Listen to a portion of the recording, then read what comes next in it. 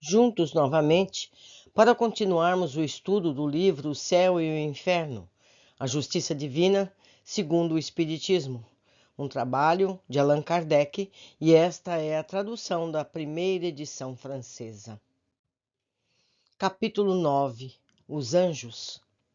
Todas as religiões assinalaram, sob diversos nomes, a existência dos anjos, ou seja, seres superiores à humanidade, intermediários entre Deus e os homens, ou seja, a humanidade. O materialismo, ao negar qualquer existência espiritual fora da vida orgânica, colocou os anjos naturalmente na categoria de ficção, da alegoria. A crença nos anjos faz parte essencial dos dogmas da Igreja, que os define assim. Nota 116, é uma nota de Kardec. Extraímos este resumo da pastoral do Monsenhor Gosset, cardeal arcebispo de Reims, para a quaresma de 1864, ou seja, dos dias atuais em que Kardec escreveu esse material. Pode-se, pois, considerá-lo assim como dos demônios, tirado da mesma fonte e citado no capítulo a seguir como a última expressão do dogma da Igreja sobre um assunto. Repetindo, essa é a nota de Kardec, e ele vai, nas capítulos adiante, voltar a citar a pastoral do Monsenhor Gosset. A crença dos anjos faz parte essencial dos dogmas da Igreja, que os define assim. Li novamente para ficar mais claro. Diz ali o Monsenhor: nós cremos firmemente, diz um concílio geral e ecumênico, que só há um verdadeiro Deus, eterno e infinito, que no começo dos tempos tirou do nada, a um só tempo, uma e outra criatura, a espiritual e a corporal, a angélica e a mundana, e em seguida formou, como intermediária entre as duas, a natureza humana, composta de corpo e espírito. Isso está, como diz aqui a nota 117, no Concílio de Latrão, nota de Allan Kardec. Aqui, nota de Kardec desse resumo, diz ali: tal é, segundo a fé, o plano divino na obra da criação, plano majestoso e completo, como convinha à sabedoria eterna. Assim concebido, ele oferece aos nossos pensamentos o ser de todos os graus e condições. Na esfera mais elevada, aparece a existência e a vida puramente espirituais, e no último nível, a existência e a vida puramente materiais, e no intervalo que os separa, uma maravilhosa união de duas substâncias, uma vida simultânea em comum do espírito inteligente e do corpo organizado. Nossa alma é de uma natureza simples e indivisível, mas é limitada em suas faculdades. A ideia que temos da perfeição faz-nos compreender que pode haver outros seres, simples como ela, e superiores por suas qualidades e privilégios. A alma é grande e nobre, mas está associada à matéria, servida por órgãos frágeis, limitada em sua ação e poder, porque não há ou melhor, porque não haveria outras naturezas ainda mais nobres, libertas dessa escravidão e desses entraves, dotadas de uma força maior e de uma atividade incomparável? Antes de ter colocado o ser humano na terra para conhecê-lo, amá-lo, a que se refere a Deus, e servi-lo, não deveria Deus já ter chamado outras criaturas para compor-lhe a corte celeste e adorá-lo na morada de sua glória? Deus recebe, enfim, das mãos do ser humano o tributo de honra e homenagem deste universo. É de admirar que Deus receba das mãos do anjo o incenso e a prece do homem? Logo, se os anjos não existissem, a grande obra do Criador não teria o coroamento e a perfeição de que era suscetível. Este mundo, que atesta a divina onipotência, não seria mais a obra-prima da sabedoria de Deus, pois a nossa própria razão, ainda que fraca e débil, poderia facilmente conceber um mundo mais completo e perfeito. Cada página dos livros sagrados do Antigo Testamento e do Novo menciona essas sublimes inteligências, mas em vocações piedosas e nos episódios históricos, sua intervenção aparece manifestadamente na vida dos patriarcas e dos profetas. Do ministério dos anjos serve-se Deus, ora para transmitir suas vontades, ora para anunciar os acontecimentos futuros. Deus faz quase sempre dois anjos os porta-vozes da sua justiça ou da sua misericórdia. A presença deles entrelaça-se às diversas circunstâncias do nascimento, da vida, da paixão do Salvador, Jesus. Sua lembrança é inseparável da dos grandes seres humanos, assim como dos fatos mais importantes da antiguidade religiosa. Encontram-se a crença nos anjos até mesmo no seio do politeísmo e nas fábulas mitológicas, porque essa crença é tão antiga e universal quanto o mundo. O culto que os pagãos prestavam aos bons e maus gênios era apenas uma falsa aplicação da verdade, um resquício distorcido do dogma primitivo. As palavras do Santo Concílio de Latrão contêm uma disfunção fundamental entre os anjos e os seres humanos, ao ensinar que os primeiros são espíritos puros, enquanto os segundos são compostos de um corpo e de uma alma. Ou seja, a natureza angélica, de natureza por si mesma, não somente sem se mesclar, mas de fato sem associação real possível com a matéria, por mais rarefeita e sutil que a imaginemos, ao passo que a nossa alma, igualmente espiritual, está associada ao corpo, de maneira a formar com ele apenas uma mesma e única pessoa, sendo este essencialmente o seu destino. Enquanto perdura tão íntima união entre a alma e o corpo, ambas as substâncias têm uma vida comum, exercendo influência recíproca uma sobre a outra. A alma não pode libertar-se inteiramente da condição de imperfeição que daí resulta. Suas ideias chegam-lhe pelos sentidos, através da comparação dos objetos exteriores, e sempre sob imagens mais ou menos perceptíveis. Eis porque não pode a alma contemplar-se a si mesma, e tampouco conceber Deus e os anjos sem lhe atribuir uma forma visível, palpável. Também daí vem que os anjos, para se fazerem visíveis aos santos e aos profetas, precisavam valer-se de formas corpóreas, formas, no entanto, que não eram mais do que corpos rarefeitos que lhes faziam mover sem com eles se identificar, ou que eram apenas atributos simbólicos relacionados à missão de que se encarregavam. Seu ser e seus movimentos não estão localizados e circunscritos num ponto fixo e limitado do espaço. Não estando ligados a um corpo algum, não podem ser detidos ou circunscritos por outros corpos, tal como acontece conosco. Aos anjos não ocupam espaço alguns e tampouco preenchem qualquer vazio. Mas da mesma forma como a nossa alma está inteira em nosso corpo, assim como em cada uma de suas partes, os anjos também estão inteira e quase simultaneamente em todos os pontos e em todas as partes do universo. Mais céleres que o pensamento, eles podem ir a toda parte num piscar de olhos, para aí atuarem por si mesmos, sem outros obstáculos a seus desígnios, senão a vontade de Deus e a oposição do livre-arbítrio humano. Enquanto estamos restritos a ver apenas gradualmente e de maneira limitada o que está fora de nós, enquanto as verdades de ordem sobrenatural afiguram-se-nos mais enigmas no espelho, conforme as palavras do apóstolo Paulo. Os anjos enxergam sem esforço o que lhes interessa saber, contactando de imediato o objeto de seu pensamento. O conhecimento dos anjos não é resultado da indução e do raciocínio, mas da intuição clara e profunda que abrange de uma só vez o gênero e a espécie que derivam do objeto seu pensamento, assim como os princípios e as consequências que deste último decorrem. O distanciamento no tempo, a diferença de lugares, a multiplicidade dos objetos nenhuma confusão causam em seus espíritos.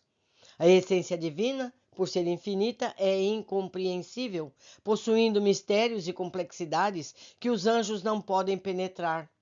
São-lhes ocultos os desígnios particulares da providência, que todavia os revela, em determinadas circunstâncias, quando os encarrega de anunciá-los aos seres humanos. As comunicações de Deus aos anjos e destes entre si não se fazem como entre nós, através de sons articulados ou de outros sinais explícitos. Inteligências puras que são, não têm necessidade nem de olhos para ver, nem de ouvidos para ouvir, não tendo tampouco o aparelho vocal para expressar seus pensamentos, pois não lhes é necessário esse intermediário habitual de nossas conversas. Os anjos, entretanto, comunicam seus sentimentos de uma maneira que lhes é própria, que é toda espiritual. Para se fazerem compreender, basta que o desejem. Somente Deus conhece o número dos anjos. Por certo, esse número não é infinito, nem poderia sê-lo. De acordo, porém, com os escritores sacros e os santos doutores, esse número é muito considerável, verdadeiramente prodigioso. Se é natural que o número de habitantes de uma cidade seja proporcional à sua grandeza, à sua extensão, e sendo a Terra apenas um átomo, se comparado ao firmamento e às imensas regiões do espaço, é preciso concluir que o número de habitantes do céu e do ar é muito maior do que o dos seres humanos. Visto que a majestade dos reis deve seu brilho ao número de seus súditos, oficiais e servidores, o que seria mais apropriado para nos dar a ideia da majestade do Rei dos Reis do que essa multidão inumerável de anjos que povoam o céu, a terra, o mar e os abismos, assim como a dignidade daqueles que se mantêm continuamente postergados ao pé ante o seu trono? Os pais da igreja e os teólogos geralmente ensinam que os anjos estão distribuídos em três grandes hierarquias, ou principados, sendo cada hierarquia dividida em três companhias ou coros. Os anjos da primeira e mais alta hierarquia são designados de acordo com as funções que exercem no céu. Uns são chamados serafins, porque estão como que abrasados diante de Deus pelos ardores da claridade. Outros querubins, porque são um reflexo luminoso da divina sabedoria. Outros, enfim, os tronos, por proclamar a grandeza de Deus, cujo brilho fazem resplandecer. Os da segunda hierarquia recebem seus nomes das funções que lhes são atribuídas no governo geral do universo. São eles as dominações que determinam aos anjos de ordens inferiores suas missões e seus encargos. As virtudes que realizam os prodígios exigidos pelos grandes interesses da Igreja e do gênero humano, e as potências que protegem por sua força e vigilância as leis que regem o mundo físico e moral. Os da terceira hierarquia têm como tarefa a direção das sociedades e pessoas. São eles os principados, encarregados dos reinos, províncias e dioceses, os arcanjos, que transmitem as mensagens da suma importância, e os anjos guardiões, que acompanham cada um de nós, velando por nossa segurança e por nossa santificação. Conclusão do resumo da pastoral do arcebispo. O princípio geral que resulta dessa doutrina é que os anjos são seres puramente espirituais, anteriores e superiores à humanidade. Criaturas privilegiadas, consagradas à felicidade suprema e eterna desde a sua formação. Dotadas, por conta de sua própria natureza, de todas as virtudes e de todos os conhecimentos, sem que nada tenham feito para adquiri-los. Eles estão em primeiro plano na obra da criação, ficando em último a vida puramente material. Entre ambos está a humanidade, formada pelas almas, seres espirituais inferiores aos anjos, unidas a corpos materiais. Meu Deus do céu! Que coisa, hein? Muito infantil, mas vamos adiante. Desse sistema resultam várias dificuldades capitais. Em primeiro lugar, o que seria essa vida puramente material? Trata-se da matéria bruta? Mas a matéria bruta é inanimada e não tem vida por si mesma. Seriam as plantas e os animais? Isso representaria então uma quarta ordem na criação, porque não se pode negar que haja no animal inteligente algo mais do que nenhuma planta e nessa mais do que há numa pedra. Quanto à alma humana, que é a transição, ela está unida diretamente a um corpo, que é apenas matéria bruta, uma vez que sem alma, ele não tem mais vida do que um torrão de terra. Essa divisão peca, evidentemente, pela falta de clareza e não está de acordo com a observação, assemelhando-se à teoria dos 4 elementos que ruiu diante do progresso da ciência. Admitamos, no entanto, esses três conceitos: a criatura espiritual, a criatura humana e a criatura corporal. Tal é, dizem, o plano divino, plano majestoso e completo, como convém à sabedoria eterna.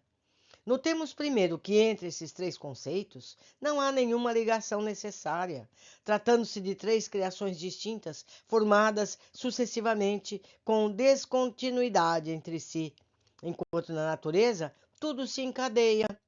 Tudo nos revela uma admirável lei de unidade, cujos elementos, sendo apenas transformações uns dos outros, mantêm seus vínculos de ligação.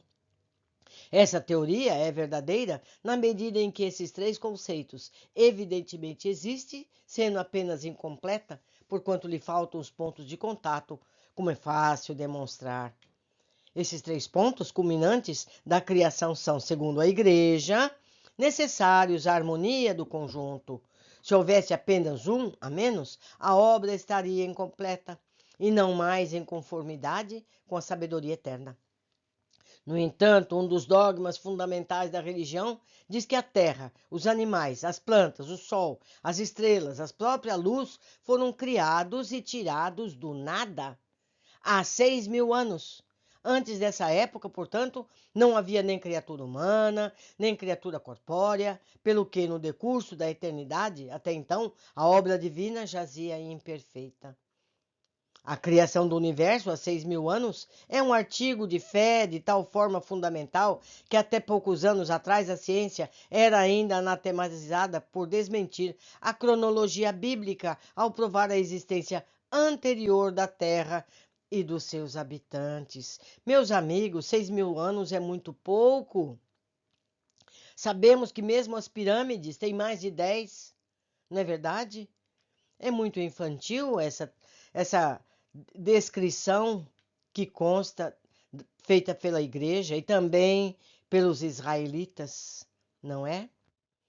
O Concílio de Latrão, no entanto, concílio ecumênico que dita a lei em matéria de ortodoxia, proclama: nós cremos firmemente que só há um verdadeiro Deus, eterno e infinito, que no começo dos tempos tirou do nada, a uma só tempo, uma e outra criatura, a espiritual e a corporal. Por começo dos tempos pode-se entender apenas a eternidade decorrida, porquanto, assim como o espaço, o tempo é infinito, não tendo começo ou fim. A expressão começo dos tempos é uma figura que implica a ideia de uma anterioridade ilimitada. O Concílio de Latrão, portanto, crê firmemente que as criaturas espirituais e as criaturas corporais foram formadas simultaneamente, tiradas a um só tempo do nada, numa época indeterminada no passado. Como interpretar, portanto, o texto bíblico que esclarece a criação há 6.000 anos dos nossos dias? Admitindo-se que esteja aí o começo do universo visível, tal não é certamente do tempo. Devemos crer no concílio ou na Bíblia? Ademais, o mesmo concílio formula uma estranha proposição ao proclamar que nossa alma, igualmente espiritual, está associada ao corpo, de maneira a formar com ele apenas uma mesma e única pessoa, sendo esse essencialmente o seu destino. Se o destino essencial da alma é estar unida ao corpo, essa união constitui seu estado normal, seu objetivo, seu fim, pois é o seu destino. Entretanto, a alma é imortal e o corpo é mortal. A união da alma com o corpo ocorre apenas uma vez, segundo a Igreja. E ainda que durasse tal união um século, o que seria disso comparado à eternidade? Para um grande número, porém, essa união é o de apenas algumas horas. Que utilidade teria para a alma uma união tão efêmera? Seria correto dizer que o destino da alma é o de estar essencialmente ligado ao corpo? Se essa ligação, por mais longa que seja, é um intervalo imperceptível quando comparado à eternidade? Tal união é de fato apenas um incidente, um segundo da vida da alma e não o seu estado essencial.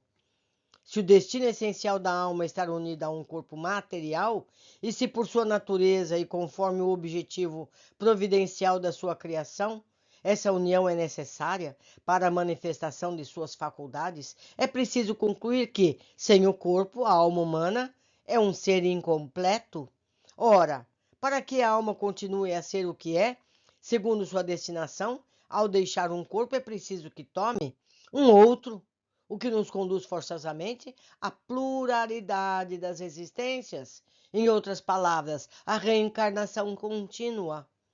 É de fato estranho que um concílio, considerado uma das luzes da Igreja, tenha equiparado o ser espiritual e o material a tal ponto que eles não possam de modo algum existir um sem o outro, visto que a condição essencial da sua criação é estarem unidos. O Espiritismo professa a esse respeito uma doutrina infinitamente mais espiritualista, para não dizer menos materialista, tendo ainda a seu favor o fato de estar em maior conformidade com a observação e o destino da alma. Segundo o que nos ensina, a alma é independente do corpo, que é somente um envoltório temporário. A essência da alma é a espiritualidade. Sua vida normal é a vida espiritual. O corpo é apenas um instrumento de que se utiliza a alma para o exercício de suas faculdades nas relações com o mundo espiritual. Separada do corpo, entretanto, ela desfruta de suas faculdades com mais liberdade e enlace.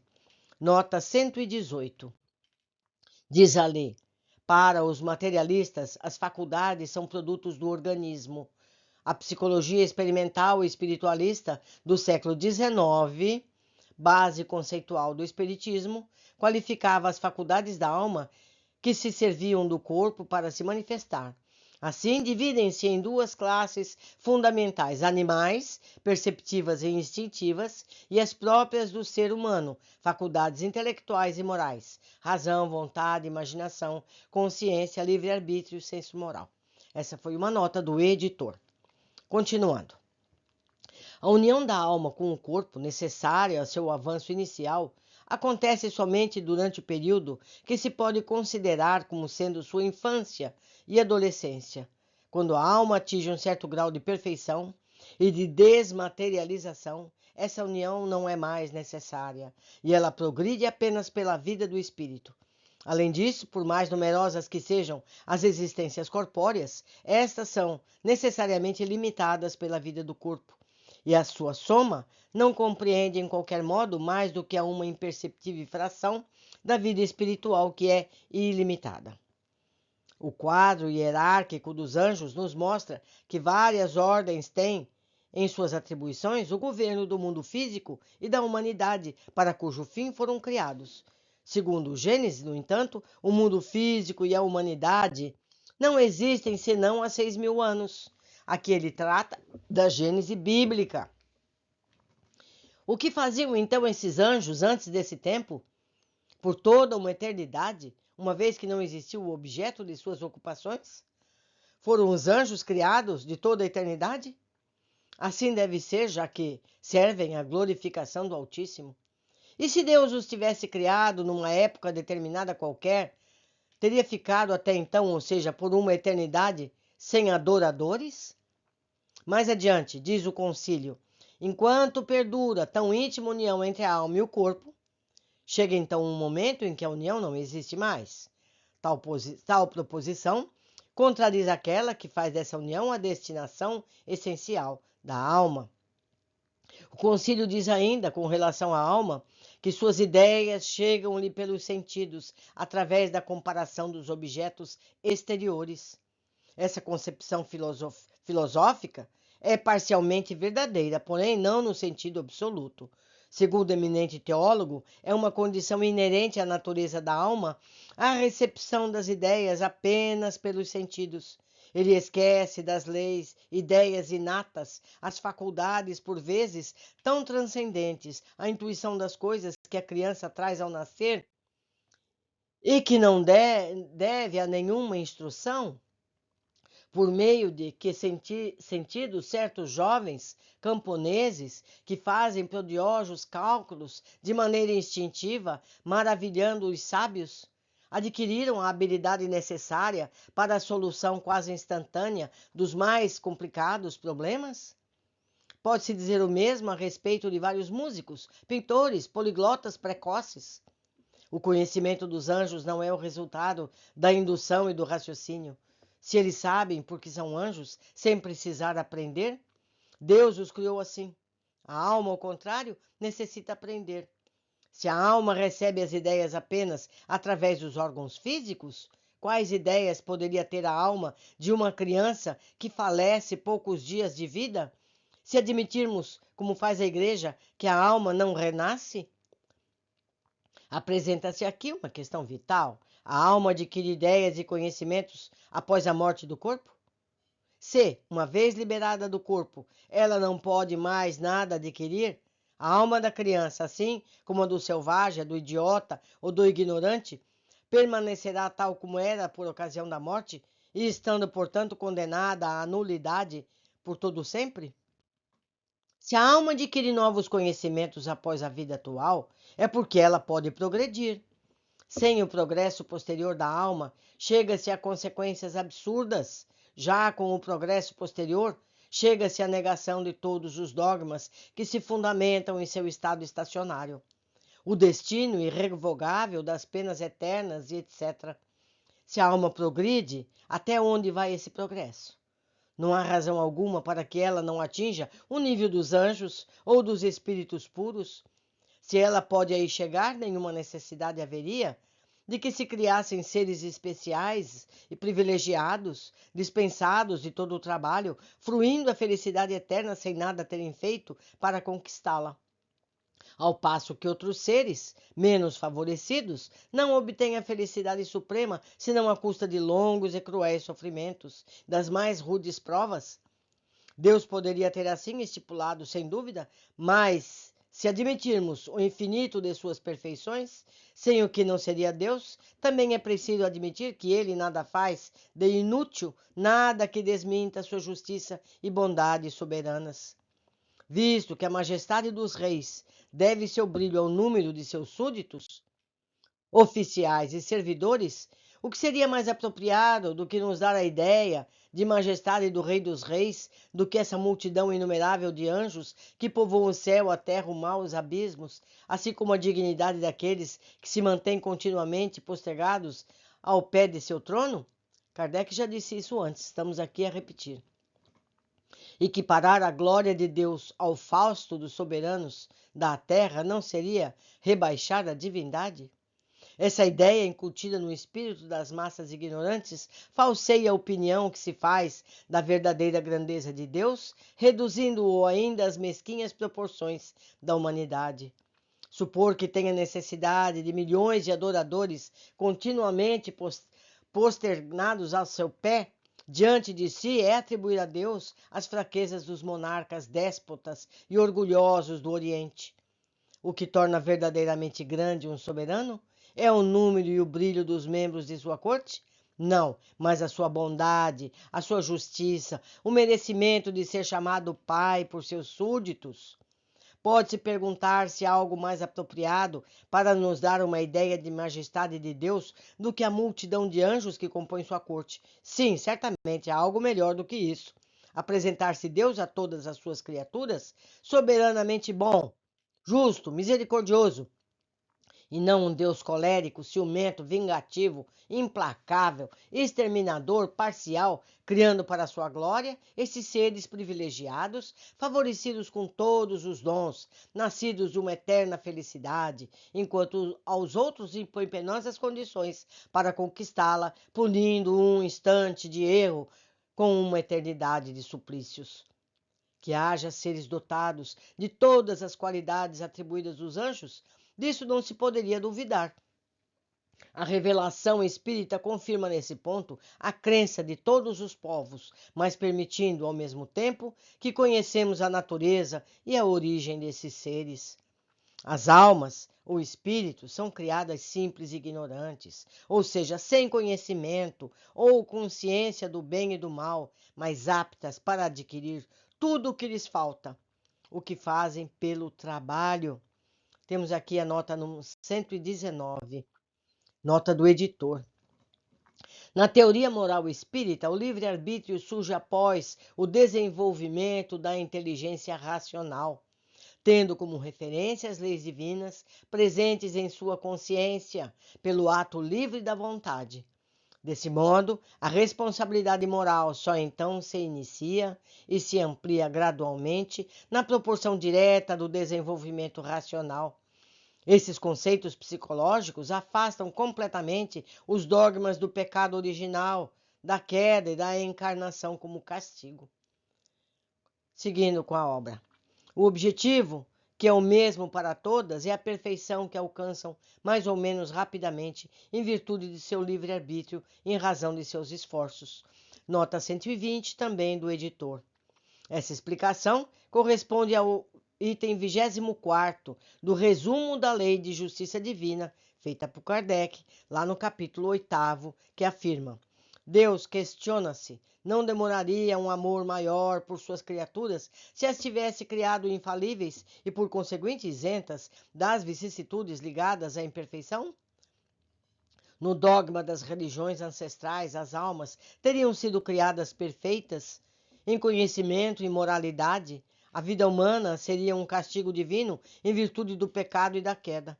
O Espiritismo demonstra que, segundo a lei natural, o espírito é criado simples e ignorante, desenvolvendo suas faculdades, razão, vontade, imaginação, livre-arbítrio, senso moral, pelos seus esforços no decorrer de milhares de encarnações. Kardec repete e repete para que a gente entenda finalmente. Todas têm as mesmas etapas a percorrer, o mesmo trabalho a realizar. Deus não contempla uns com mais do que os outros, porquanto todos são seus filhos, e sendo isto, não tem preferência por ninguém, dizendo-lhes apenas: eis a lei que deve ser a vossa regra de conduta. Somente ela pode levar-vos ao objetivo. Tudo que lhe é conforme ao bem, tudo que lhe é contrário ao mal. Sois livres para obedecê-la ou infringi-la, e sereis, portanto, árbitros do vosso próprio destino. Nota 121, do editor. Essa explicação corresponde ao item 12º do resumo da Lei da Justiça Divina, no capítulo 8º, e afirma: o espírito deve se aperfeiçoar por conta da própria vontade e não em decorrência de qualquer coerção. Por isso somos senhores de nossos próprios destinos. Seguindo com a leitura. Deus, então, não criou o mal, já que todas as suas leis visam o bem. Foi o próprio ser humano que criou o mal ao desrespeitar as leis divinas. Se as observasse com rigor, jamais se desviaria do bom caminho. Meus amigos, não existe o mal, existe a ausência de bem, certo? Não existe o escuro, existe a ausência de luz. Continuando. Mas a alma, assim como a criança, não possui experiência nas primeiras fases da sua existência, razão porque é falível. Deus não lhe dá essa experiência, mas sim os meios para adquiri-la. Meus amigos, digo eu, os pais ficam bravos porque uma criança suja as fraldas? Não. Por quê? Porque ela não sabe. Ela não sabe como fazer diferente. A mesma coisa a Deus. Ele só vai nos criticar, digamos assim, só vai nos exigir uma coerência quando a gente tiver maturidade para isso. Por isso que Jesus falou: perdoa-os, Pai, eles não sabem o que fazem. Já nos dias de Jesus, ou seja, ainda nos dias de Jesus, os seres humanos não sabiam o que faziam. Continuando. Nota 122. Enquanto os animais se desenvolvem pelo condicionamento, submetidos aos instintos e emoções passivamente, pelos estímulos e castigos, dor, tristeza, e recompensas, prazer e alegria, a evolução do espírito humano ocorre pela autonomia, construindo conhecimentos, qualidades e valores pelo exercício e desenvolvimento das faculdades intelectuais e morais, vivenciando as experiências e vicissitudes da vida como estímulos para o seu progresso, que assim é fruto do seu esforço. Seguindo agora com a leitura. Cada passo em falso na senda do mal representa uma alma, um atraso, cujas consequências ela sofre e à custa do qual ela aprende o que deve evitar. É assim que, pouco a pouco, ela se desenvolve, se aperfeiçoa, avança na hierarquia espiritual, até que chegue ao estado de espírito puro, ou anjo. Os anjos são, portanto, as almas dos seres humanos que chegaram ao grau de perfeição que a criatura comporta, fruindo em sua plenitude e felicidade prometida. Antes de atingirem o grau supremo, desfrutam de uma felicidade proporcional ao seu adiantamento. Felicidade que não se encontra na ociosidade, entretanto, mas nas funções que apraz a Deus confiar-lhes, eles ficam felizes de desempenhar. Quinto capítulo 3 do céu, certo? Que nós estamos a ler. A humanidade não está circunscrita à Terra, ocupando os inumeráveis mundos que circulam o espaço. Ocupou aqueles que desapareceram e ocupará aqueles que ainda se formarão. Deus a criado desde toda a eternidade, jamais cessando de criar. Portanto, muito tempo antes de a Terra existir, e por mais remota que imaginemos sua criação, já havia em outros mundos espíritos encarnados a percorrer as mesmas etapas que nós, espíritos que de formação mais recente, ora percorremos, tendo eles atingido o objetivo antes mesmo de que tivéssemos saído das mãos do Criador. Jesus falou: meu pai tem muitas moradas, não falou? Na casa do meu pai há muitas moradas? É isso, a humanidade se espalha por todo o universo. Continuando, há dessa forma, desde toda a eternidade, anjos ou espíritos puros, mas com sua existência humana, perde-se no infinito do passado. Para nós é como se eles sempre tivessem sido anjos.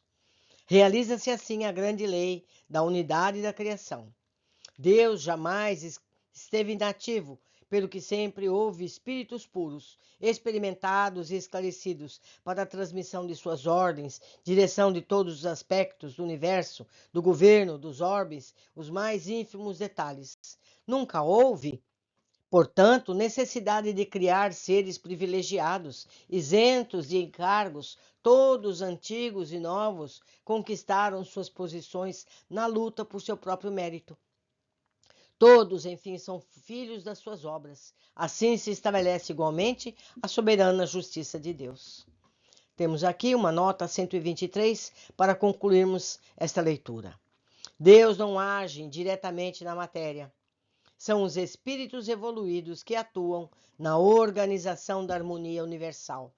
Os planetas, os universos. Os animais servem pelo impulso do instinto, sem consciência de sua realidade. Os seres humanos reencarnam e, por meio de provas e expiações, libertam-se da vida animal, desenvolvendo suas faculdades, sendo a vida espiritual a sua principal. Progredindo na escala evolutiva, vão exercendo missões progressivas em importância até a condição de espíritos puros. Primeiro executam, mais tarde, quando a sua inteligência estiver mais desenvolvida, comandarão, dirigirão as coisas no mundo material. Mais tarde ainda, poderão dirigir as coisas do mundo moral. E assim que tudo serve, tudo se encadeia na natureza, desde o átomo primitivo até o arcanjo, pois ele mesmo começou pelo átomo. Livro dos Espíritos, questão 540.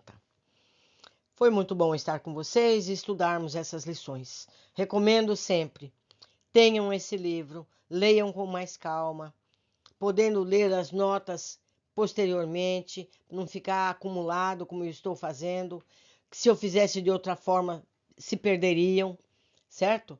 Então, como eu já disse, podem comprar, podem conseguir o PDF, isso é muito fácil, está disponível para quem quiser procurar. Por hoje ficamos aqui, aguardo todos na sequência do nosso estudo.